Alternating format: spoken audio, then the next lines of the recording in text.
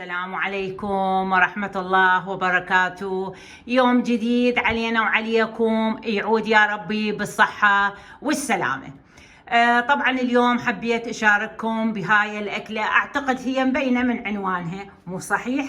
أكيد طبعا هي راح اليوم نسوي الدولمة العراقية البصراوية. طبعا مثل ما انتم تعرفون كل دولة لها طريقة بعمل الدولمة، تمام؟ او مرات يسمونه المحشي.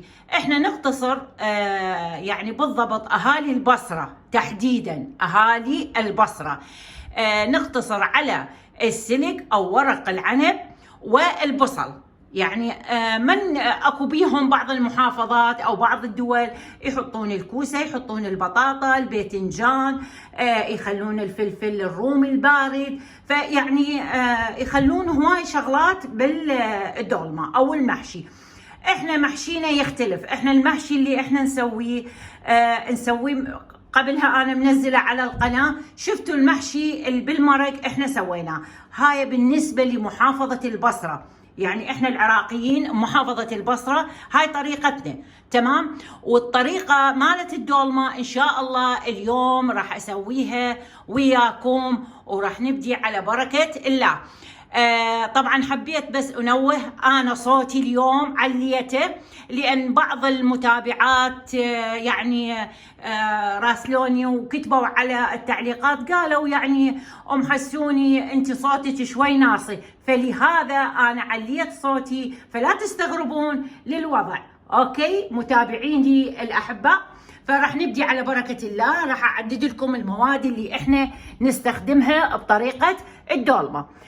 عندي هنا مثل ما جاي تشوفون السلق، او عندي هنا الشبنت او الشبنت يعني، وعندي الرز غاسلته ومنقعته انا ونشفته من الماي، والبصل طبعا انا ما احب ان اكثر بالبصل يعني هوايه.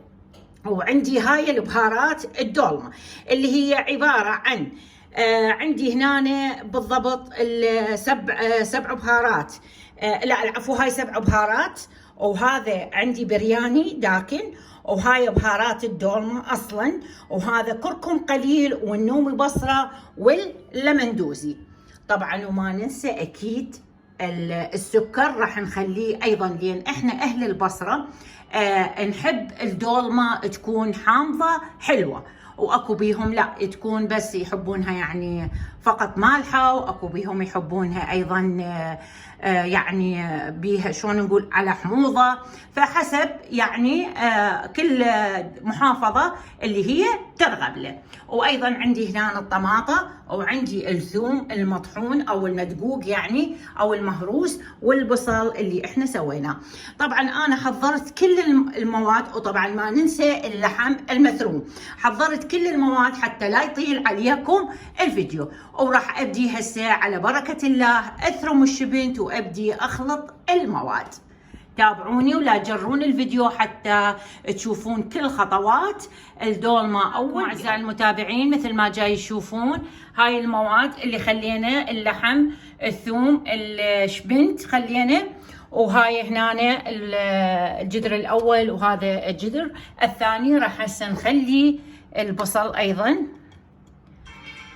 وراح نخلي أيضا كل البهارات اللي احنا طبعا اذا عزنا نومي بصرة او المطحون او النومي المجفف راح نخلي ايضا مرة الثانية، وملعقتين راح نخلي معجون او صلصة الطماطم تمام. وما ننسى شوية الملح واللمندوزي اذا احتاجينا، واكو بيهم يخلون دبس الرمان، بس انا للاسف ما عندي دبس الرمان فاستغنيت عنه هذه المرة. وراح ابسي ادي اخلط وارجع لكم. ورجعنا لكم اعزائي المتابعين مثل ما جاي تشوفون، راح ابدي اخلط كل المواد الدولمة، اخلطها واشوف شنو ناقصها ابدي اخليه، تمام. هسه طبعا انا احس ناقصها زيت، راح اخلي لها شوية زيت وارجع لكم ان شاء الله من ابدي راح الفن. تابعوني ولا تجرون الفيديو. اعزائي المتابعين مثل ما جاي تشوفون، شوفوها شلون صارت الحشوه ما شاء الله تبارك الرحمن. وراح ابدي هسه احشي وياكم اول خطوه. راح احشيها. طبعا لما ما على مود ما اقدر احشيها كلتهن على مود لا يطول عليكم الفيديو. شوفوا هيك نسويها ونكبسها بالجدر هالشكل، نكبس عليها. وراح نسوي الثانية امامكم وايضا هالشكل نلفها ونكبس عليها. هاي الصورة مثل ما جاي تشوفون.